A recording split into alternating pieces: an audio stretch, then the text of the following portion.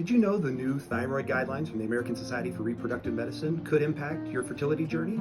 Here's what you need to know. I'm Dr. Micah Hill, and I'm a fertility specialist here at Shady Grove Fertility. What is subclinical hypothyroidism? That's when one of your thyroid tests, called the thyroid stimulating hormone or TSH, is abnormal, but your actual thyroid function is normal. And by the definition of subclinical, that means you don't actually have any physical symptoms of disease.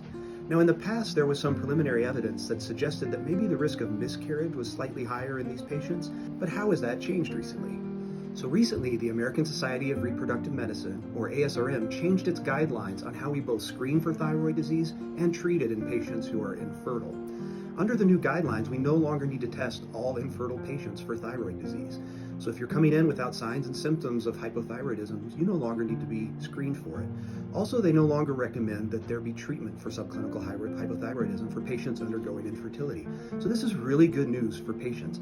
This means your infertility journey will be quicker, less expensive, and there'll be fewer delays trying to get your thyroid hormones into the previous guidelines. If you have any further questions about what this means for you and your fertility journey, be sure to speak to your reproductive endocrinologist or call Shady Grove and schedule an appointment to chat with us.